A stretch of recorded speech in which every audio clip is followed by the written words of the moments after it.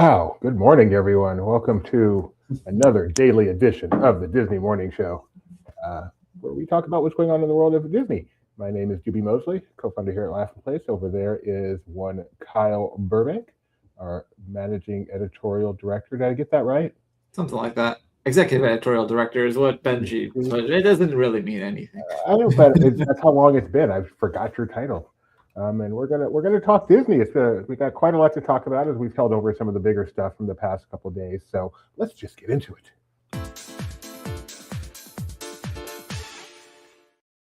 And we will start today with the stock price, like we start every day. And you can expect me to have a little rust here. I don't have the right document open over here. All right, we finished off, at least the last time we did the show, at 104.97. I haven't been paying a lot of attention, so this is going to be quite a surprise to me. 108.45. Things are going well. Nice. So actually a good day today so far, up 1.43%. So I'm trying to remember when the Fed meeting is, but we're expecting another Fed rate cut. So those Feds control. Why don't they just keep cutting rates so the stock prices just keep going up and everyone's happy? Because there's other factors to consider. That's why they're smarter than you. Trust.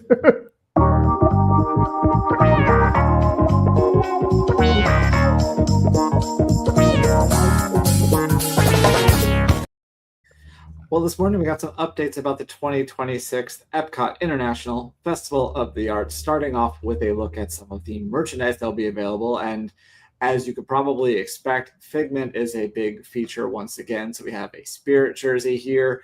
There's some Minnie ears, as well as a regular hat and an ornament and a Figment plush in his painter best. That's pretty cute, right? That is actually really, really cute. I saw that this morning and went, not bad. And then there's also a handbag and some other items. So I got a sneak peek at that. A water bottle, of course, mug with you get to hold on to Figment's body as you sip your coffee. So all of this will be available January 16th through the February 23rd during the festival. We also got an update. We knew that there was a Lorcana activation coming to the festival, and now we got some more details on that. So the first thing is that there's going to be a collection quest available that will be in, there's going to be like a lounge, quote unquote, set up in the Morocco Pavilion where people will be able to trade and complete their quests. There's also going to be an ink and find is what it's called. They said larger than life cards throughout the park. It sounds kind of like scavenger hunts that they do for other festivals.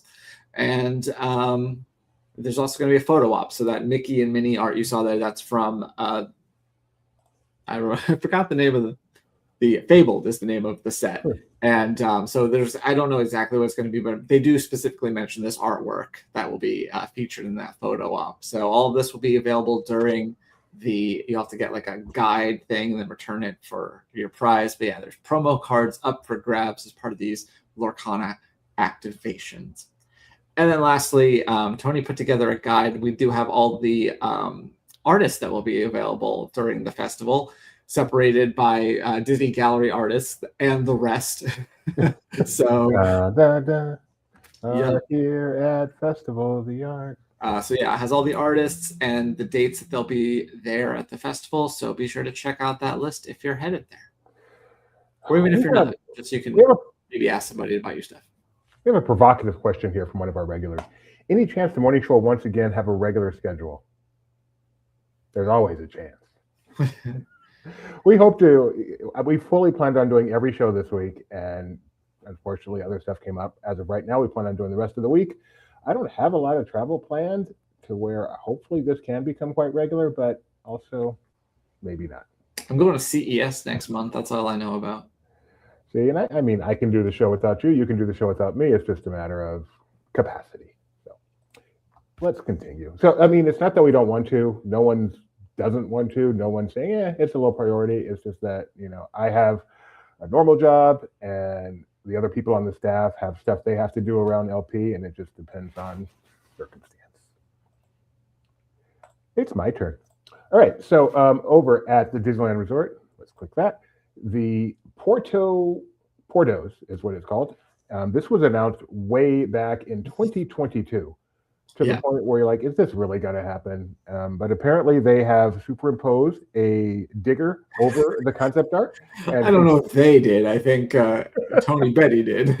And construction has actually begun on this thing. So this is going to take the place of what was once La Brea Bakery.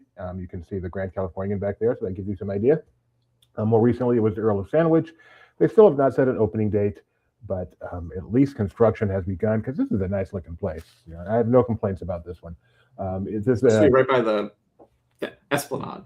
Yes, right by the Esplanade. This little seating area here, you can kind of picture that La Brea Bakery having that same seating area back in the day. So Porto's Bakery and Cafe is a Southern California staple, known for its sweet pastries and treats, savory Cuban food, and incredible desserts. So again, no opening date, announced in 2022. We're hoping it doesn't end up being the longest construction project in Disney theme park history, but it's in the running. Well, we got some Disney business news. Disney has nominated a new member of the board when, assuming that this gentleman, whose name I did not actually copy down, one of the funny things about leaving a tease in the headline and thinking, I'll get it. Jeff Williams is his name. He was a former CEO of Apple and retired earlier this year. He's been nominated. He'll need to be elected by us shareholders before he officially takes the board. But if he is officially elected, then the board will be going up to 11. Currently, there are 10. There were 12 back in 2024, but then Safford Katz left. And then Mark Parker, who was also the chairman of the board, left. And then now they're going to go back to 11. At least that's the plan. I may have heard wrong, but I thought you said CEO. I'm sure you meant to say COO is what I said. COO. Okay, so maybe you said it right, and I just heard it wrong. Operating officer. I wanted to make sure. All right. I'm like, that doesn't look like Steve Jobs. Well, Steve Jobs has been dead for several years. But he's not still the CEO? They haven't worked that out? I mean, he's what would Steve Jobs do is probably the Walt thing. Yeah, really. And at least it's, I don't know, is Apple doing pretty well these days? I hear a lot of criticism about their tech these days. I mean, they have lots of money. It depends on, I guess as a business, they're doing okay. If you're a fanboy, then you might be disappointed. You're like, they haven't really revolutionized like they used to. Yeah, and especially. But I'm going to buy every product you put out anyway. I've heard a lot of disappointment in them in the AI space, that they're not there the way you would have thought they would be, especially since they had Siri way back in the day. Anyway, this is irrelevant to today. Over in Paris, they also have Avatar Fire and Ash coming out, much like we do here in America on December 19th. And they're celebrating in ways we aren't. They have a drone show coming to Walt Disney Studios Park, December 13th through 19th. I believe this show, or at least a version of it, played for the European premiere of Avatar Fire and Ash. Right, so that's what we're seeing right here is the European premiere. There's not, I guarantee it's going to be the same thing or to this level. But so, yeah, we're looking at the Europe premiere, but December 18th through 13th through 17th. I don't think LB is going to be there, but I'm sure plenty of people will. So check out your social medias and your YouTube to see yet another great drone show at Disneyland Paris. And go see Avatar Fire and Ash, December 19th, worldwide. Cabana. I like when a cruise story comes up because I know Tony wrote it. I like Tony. Over at Castaway Cay, the family beach cabanas have a new name. They are now called the Sandcastle Cabanas, and you can book them, but they're hard. The name change comes as a result of the new Mickey and Minnie Cove cabanas that are now available near the adults-only Serenity Bay. So since they've opened, they've renamed these. These are for families as well. Just a reminder, cabanas go very, very quickly. Usually suite and concierge and Pearl people get them all. But you can try. And if you need any assistance, any help booking a cruise, getting some cabana advice, any of that stuff, don't forget, you can contact our favorite travel agency, Becky and Friends, mousefantravel.com/lastingplace, and they will take good care of you. Is Fred here, correct? Avatar, the Way of Water premiering on ABC this Sunday night? Probably. I'm sure Fred's correct. That sounds accurate. I can't keep track of these things. It's a good movie.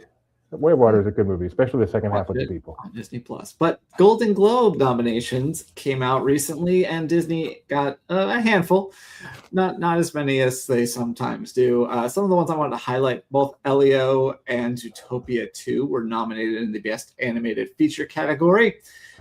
There's also a category for cinematic and box office achievement, which included Zootopia 2 and Avatar Fire and Ash, which is interesting because it hasn't opened yet. So I guess we're just assuming that it will have box office achievement. I mean, it's a fair bet, but still. And as you know, the Golden Globes are both film and TV. And the TV, probably Disney's best category was comedy, where they had Abbott Elementary, The Bear, which is still a comedy, Only Murders in the Building, and Nobody Wants This, which airs on Netflix, I believe, but is produced by 20th Century, so Disney counts it. And then one surprising nomination you see there, male in a comedy series, Glenn Powell for Chad Powers was nominated. Great show. You can check out the full list of 83rd annual Golden Globe nominations over on Laughing I feel like box office achievement really should just go to whichever movie has the highest box office achievement. Well, that's why it's a combination. It's the cinematic and box office achievement. You have to. There's the subjective with the.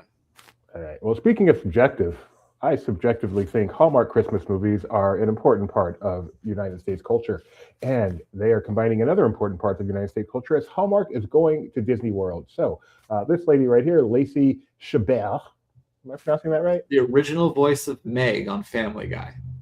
I'm sure that's what she's most proud of. She is filming currently a Walt Disney World Hallmark crossover called Holiday Ever After, a Disney World Wish Come True, coming next year as a part of the Hallmark Channel's 2026 Countdown to Christmas programming event. It will also be starring Travis Van Winkle, Richard Kind, Christy Carlson Romano, and I am going to, spoiler alert, if you don't want to be spoiled, don't listen to this, but I'm going to give you the plot summary for this. In this film, Lindsay and her extended family head to Walt Disney World to spend a magical Christmas together, but the dream of a jolly holiday gets dashed when Lindsay discovers her room is next door to Philip, a disastrous first date she recently had, who's also there on a family trip, presumably extended as well, or this is kind of weird. As Lindsay and Philip's paths cross throughout their stay, the frost starts to thaw as they learn they're not so different from each other after all. Thanks to the magic of Walt Disney World, the holiday wish Lindsay made in Cinderella Fountain just might turn the rivalry into romance. I have a feeling it actually will. I have a friend who absolutely hates when people say Disney World instead of Walt Disney World, and so I think he's going to have to boycott this production. I used to be on that bandwagon. I got off long ago. Okay. Well, Percy Jackson is out today on Disney Plus season 2 debuts, but yesterday it arrived in Fortnite. There's a new Percy Jackson Island that will dump you into Camp Half-Blood, where you can do all sorts of training exercises. You can find out your divine parent. I think Maxon, during his stream yesterday, he was assigned Aphrodite based on some quiz questions. And yeah, there's all sorts of different things you can do. Maxon had nice things to say about it. You can read his review, or you can just play it for yourself over in Fortnite. Yeah. All right. It's taken less than a fortnight for Zootopia 2 to approach was that good? That may have been my best one ever. That was really good. Yeah. To approach, I'm not sure it's accurate, but it's good. To approach the $1 billion mark. Fortnite's 2 weeks, right? So yeah. Zootopia 2 is approaching $1 billion in global box office, a critical hit as well. As of December 7th, 3 days ago, it had got to $916 million. It's currently the fourth highest grossing movie worldwide, behind Ne Zha 2, which I'm guessing is doing very, very well in China, and also behind Lilo and Stitch and a Minecraft movie. And it just passed Jurassic World Rebirth. In the US, it's now 9th, but looking at what's ahead of it, it should reach at least 6th. Kyle, can you tell me, as of right now, what is the #1 movie in the US in 2025? Is it Lilo and Stitch? It is not. Lilo and Stitch is less than $200,000 behind a Minecraft movie, which does not bode well for society. But worldwide, I think Lilo and Stitch. Oh no, it's nope. So yeah. How did Disney phrase it? They said the #1 Hollywood movie internet or something. Wow. Like yeah, Lilo and Stitch is above Minecraft worldwide, but behind this movie that no one in the U.S. has ever heard of. Right. It shows it actually is a global box office. So I am not going to play video here. Some people like to remain completely unspoiled, but Paradise 2, not sure yet, but one of the best things of 2025 to come out of Hollywood is on Hulu. It was fantastic. It's coming back next year, February 23rd, and the teaser has come out. I did watch it. It's very cool. It does make it clear that much of season 2 will take place outside the paradise, but also much of it will take place inside of paradise. And at least according to some of the people who are seen in the teaser, it will have some flashbacks, some people you may not have necessarily expected to still be on the show. And like I said, I haven't decided yet. I need to see how Pluribus ends, but it's a toss-up right now. What will be the number one show as far as Dewey is concerned for 2025, Paradise or Pluribus? But both of them are great. I'm looking forward to whatever P shows come out next year. We are going to start watching Pluribus with my TV group. We just finished The Lowdown and Share Company, so now we are doing Pluribus. I cannot wait for you to start watching it. Make sure you talk to me about it as you see each episode. I love it so much. We got some movie updates for the next couple of years. So Disney, pulling back the curtain, inside LP, Disney sent us randomly here's our current slate, and there were like no changes on it. And then a day later, they made changes to it. So first of all, Avengers Endgame is returning to theaters in September 2026. That's a couple months ahead of Doomsday, so you can go back and see the last big. Remember how much you like Marvel, and then go into the next chapter of it. Meanwhile, the Simpsons movie, the second Simpsons movie that was announced a little bit ago, has already been delayed. It was going to be coming out in July of 2027. Now it will be released September 3rd, 2027. And they also changed the release date for a re-release of Star Wars: A New Hope, celebrating its 50th birthday. Crazy. It was going to come out April 30th, 2027. Now it's moved up to February 19th. And based on the wording, it sounds like it will be the original 1977 cut, but there's I don't know about that. That's how that's what they want you to think. I don't know if they technically said that. Yeah, we don't. It could be that they intentionally did that, or it could be they just worded it without thinking too deeply about it. The original 1977 film. Right. It's the original in the Star Wars trilogy, and it came out in 1977. Exactly. Nobody said we didn't say we didn't alter. Without hesitation, if I was putting it on Disney Plus, I'd say, "Oh, I'm watching the original 1977 film." That doesn't. Yeah. So, but so many people are running with that I'm fingers crossed they have actually going to get that. That's what Star Wars people do. Anyway, another new release date announced, Super Troopers 3 from Broken Lizard. Remember, the original came out many years ago, and then they did a sequel not too long ago. Well, now a third one's coming out. That'll be August 7th, 2026 from Searchlight Pictures. And lastly, Disney Animation's Hexed. They announced oddly that it was coming out in November 2026. They didn't say that it was Thanksgiving weekend, but everybody assumed because that just makes sense. And now they've officially confirmed, yes, November 25th, 2026, just like we all knew it would be. Just like we knew it would be.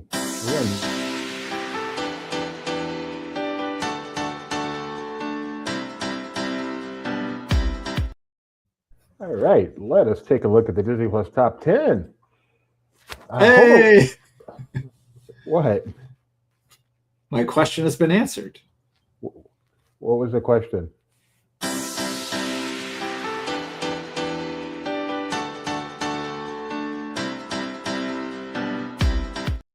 Sorry, I didn't read it. I still thought it said Ice Age. All right. Home Alone is number one. It's in fact a lot of Christmas movies here. Santa Claus, number two. Home Alone 2. Wimpy Kid Last Straw, Diary of Wimpy Kid Last Straw, which just came out. We're going to have a review of that in just a moment. Mickey Shorts, Santa Claus. Wait, what's the difference in Santa Claus 2 and Santa Claus 2? Oh, Home Alone 2. Now Santa Claus 2. What about the Santa Claus that they made for Disney Plus? How come that's not getting any love? I don't know. That was a series, right? Last year? Santa Claus is. Yeah. Mickey's Once Upon a Christmas, Prep and Landing, Snowball Protocol, Mickey's Twice Upon a Christmas, and wow, didn't see that coming. The Jim Carrey A Christmas Carol. Gotta love mocap. Yeah. All right. And I've had my share of bad reviews. I still remember my first good one, though. Everything else in this production of Our Town was simply terrible. Joey Tribbiani, was abysmal. And speaking of abysmal, this one's not. Benji reviewed the latest Diary of a Wimpy Kid, The Last Straw, and says that it marks the franchise's best entry yet. His subhead is, some tweaks to the formula have served the series well. His last paragraph in a sentence, ultimately, Diary of a Wimpy Kid, The Last Straw is both crowd-pleasing and a step forward, reinforcing why this franchise and its continued evolution remain worth watching. With Danner's direction energizing the visuals and Kinney's thoughtful adaptation grounding the story, the film becomes a warm, funny, and resonant family watch perfectly timed for the holidays. If this is the direction that the franchise continues to move in, Greg Heffley's animated misadventures should have a long, healthy life ahead on Disney Plus, and he gives it 4 out of 5 stars. And it is Now streaming on Disney Plus, and you can also check out Benji's interview with Jeff Kinney over on Laughing Place. Not only now streaming, but in the top 10. All right. Rebecca Mosley, quickly becoming one of my favorite contributors here at Laughing Place, has done a review of the Monday Night Football Funcast, Fun Day Night Football, they call it. Not night, Fun Day Football from Astropolis. I don't know why this doesn't roll off the tongue to me, but it simply doesn't. Anyway, this was they previously used Fun Day to be Sunday, and this time it was Monday.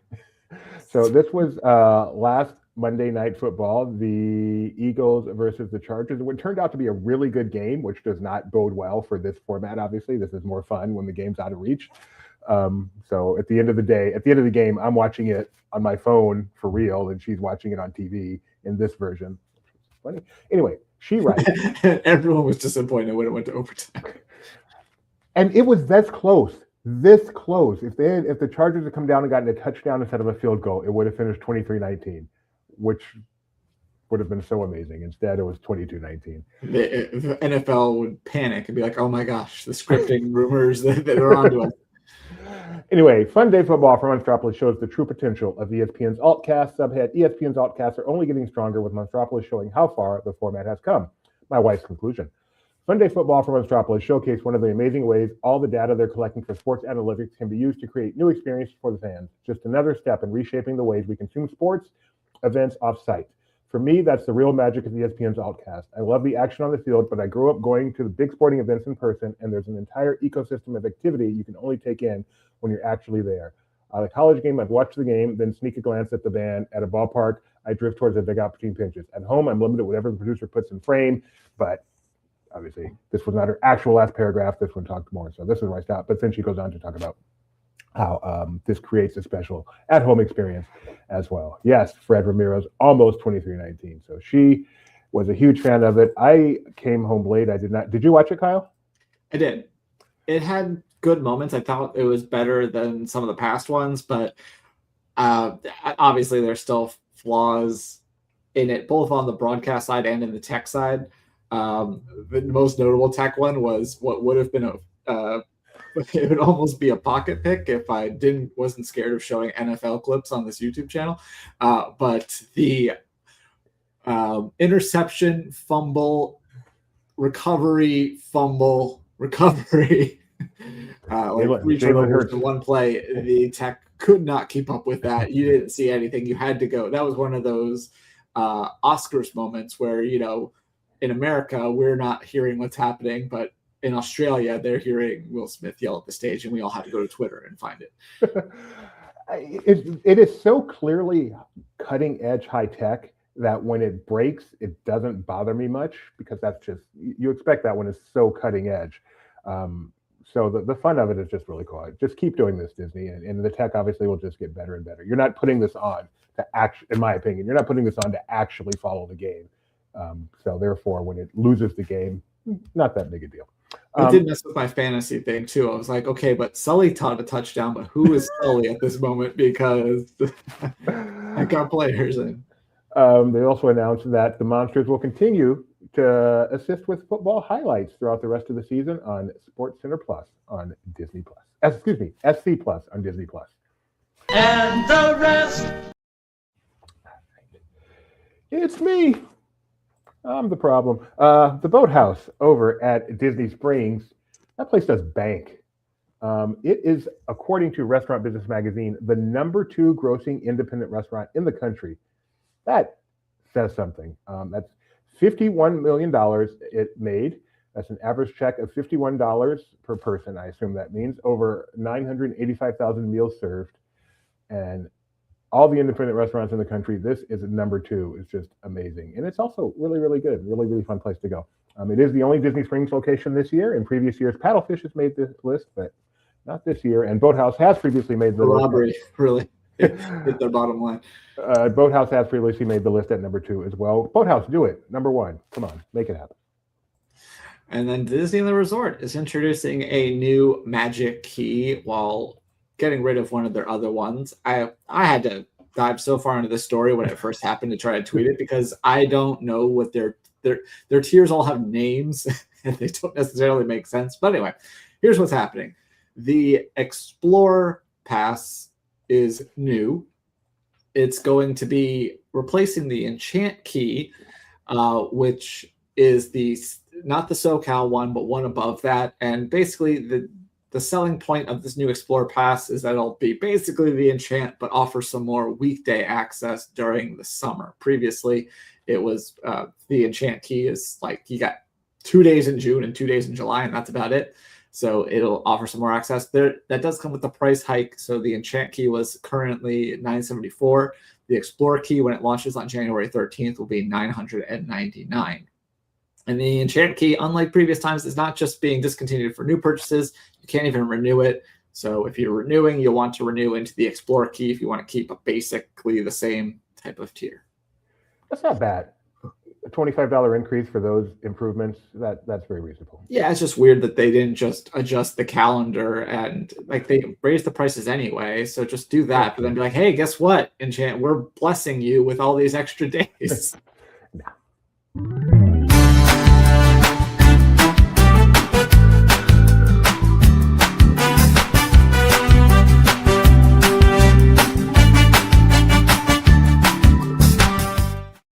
Well, first up in around LP, as I teased yesterday on Barely Necessities, we got fashion model Mike here out in Joshua Tree, getting to check out some new Columbia collection items from Star Wars and modeling them for us. So you can go ahead and check out all of that over on. Did we just get one modeling picture out of this? Oh, there's a video. There's a video of him. Like you can see the behind the scenes of these shots. This was a short one of him but yeah, what a beautiful setting. That's the entire reason that they had this event in Joshua Tree as far as concerned. Okay, nice. And then IKEA. Luke visited the IKEA in Orlando. So this was a special thing that they did at 3 different IKEAs this past weekend. One in Burbank, one in Orlando. Can you guess what state the third one is in? You'll never guess the city. So what? Ohio. Ohio. Good guess. No, it's Texas. Okay. But there was also a Stitch scavenger hunt throughout the IKEA store and a little Disney pop-up and some other things. So you can check out his coverage of this special event over on Laughing Place. And then, of course, there's a brand new edition of Laughing Place on location. This one featuring Alex at the Percy Jackson and the Olympians Season 2 premiere on the red carpet, where he got to chat with stars. That's Rick Riordan right there. He wrote the books and is producing the series.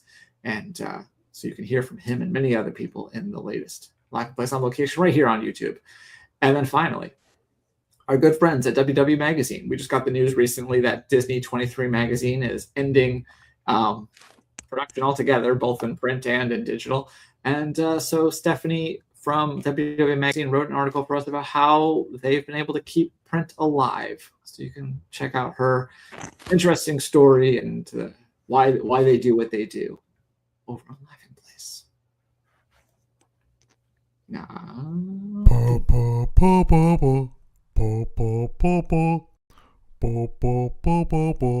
The fun stuff.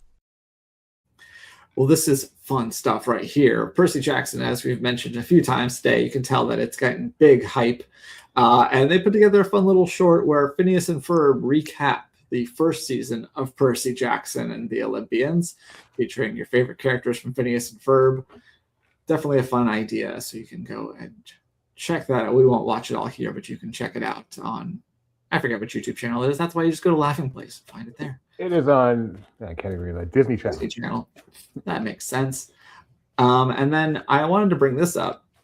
We've been talking about these suites for a while. They teased them forever ago, and they even announced booking dates. And now we actually get to see inside the real things. We were just getting concept art for so long. But these are new suites at the Pixar Place Hotel. One is themed to Coco. The other is themed to Incredibles. And now we can take a closer look at how fun these are. These are available to book. If you are going to book, we recommend using Mouse Fan Travel. These are very cool. I'm sure they are not cheap, but they are very cool. They're huge. So yes, they are. Yeah. And then finally, we talked about Lilo and Stitch. What about Lilo and Nick and Judy? Because Lindsay Lohan, get it, Lilo, recently got a chance to catch up with them at Walt Disney World. And we have the photos to prove it. She had a good time. She sure did. Who wouldn't?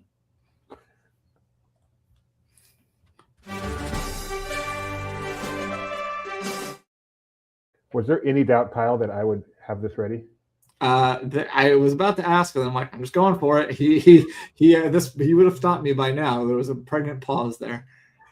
This is the part of the show where we find out just how smart Kyle is or isn't by asking him what happened on this day in Disney history. On this day, December 10th, 1941, an all-time great Disney child star was born. Credits include Swiss Family Robinson, Old Yeller, named a Disney legend in 2006. His name is? That one guy. Yeah, that's the one.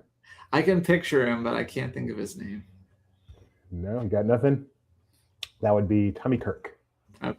Tommy Kirk. Yeah. On this day in 1985, happy birthday to this actress.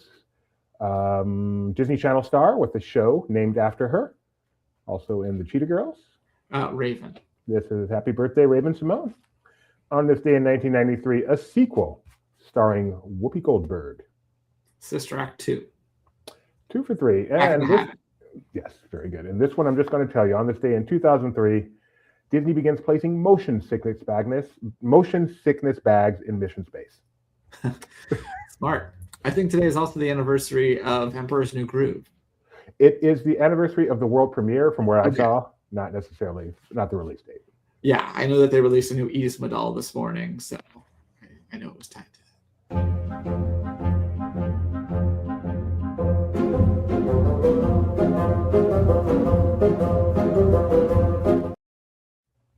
Let's play Sorcerer's Streak. We are into the December season, and that's not it. So it's our first time looking at this. So we started with a Zootopia question. It did not come in number one. We did Fun Day Football, where the Chargers beat the Eagles. Yesterday was National Christmas Card Day. So we asked, would there be a Christmas tree? Jeremiah was out in the out in the resort, taking pictures of Christmas everywhere. And somehow we did not end up with a Christmas tree. Right, Kyle? That is correct, unless something else had a Christmas tree, but no, somehow. Yeah, I looked just before, so I'm going to go. Well, I'll wait and settle that after the show.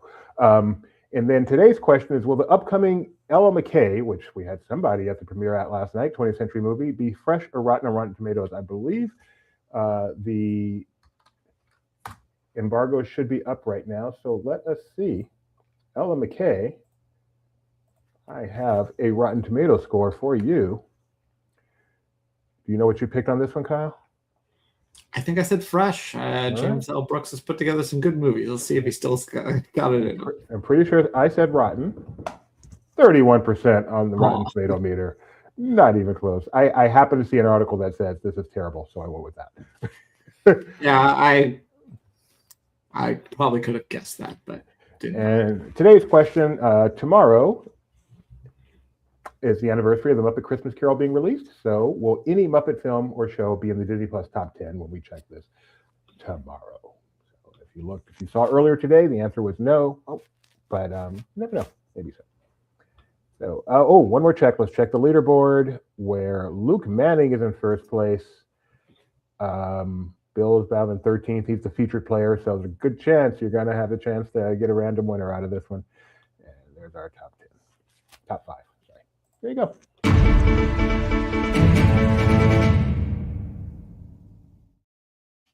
All right, I'm on it.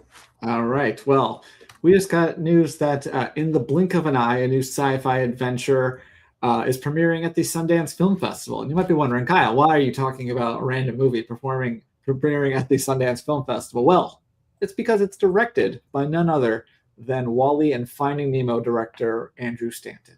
So there you go. That's cool. Did he also do John Carter? Is that him? That was not him. That was that was the other one. But it's interesting because as it mentions here, Wall-E and Finding Nemo. So you have sci-fi in Wall-E and Finding Nemo. This person looks to be wearing a diving suit. So just really crossing those worlds over in live action. John Carter was Andrew Stanton. Okay, my bad. Which just makes me happy because that was such a flop. People are like, just, stick to animated. So he's back. He's got a new movie. Let's make sure this one's a huge success. Yeah. So Sundance International Film Festival, artsy and fartsy. We also just got more details about the Christmas parade special that will be on Disney and Disney Plus, but you can read about that on Laughing Place or tune in tomorrow. Hopefully we'll be able to talk about more about that. I'm going to do a quick Christmas tree check from yesterday. I'm pretty sure not. Yeah. The closest we got would have been the article about the Christmas display, and that didn't even feature one, and it came after 5 o'clock. We have Walt Disney World sues Orange County, which has a lot of reefs and stuff, but it's facing the wrong way to get the tree. So I'm going to settle that right now, and then we'll get an update on the Speaking of trees and that story, Evergreen. Disney just constantly suing the collector's office. Yeah, I read that. That is funny. You're overvaluing us. You're overvaluing us. All right, I'm going back to Sorcerer Streak, checking out the leaderboard real quick, and then we can wrap this thing up now that I've settled those. Who won last season, Doobie? Sorry? Who won the last? Oh, great question. I'll go check that out in just a second. So Luke is still in first place as a result of updating the settlement. Yes. Okay. Let's see who won last season. Come on. Season list. Jeremy Parker. Nope. Kyle Burbank. I've heard of him. Congratulations, Kyle. Do you have a speech? Well, I want to say Jeremy Parker sent me a nice email congratulating me. Did he really? Sorcerer Street, Jeremy Parker. Yeah. That makes me so happy.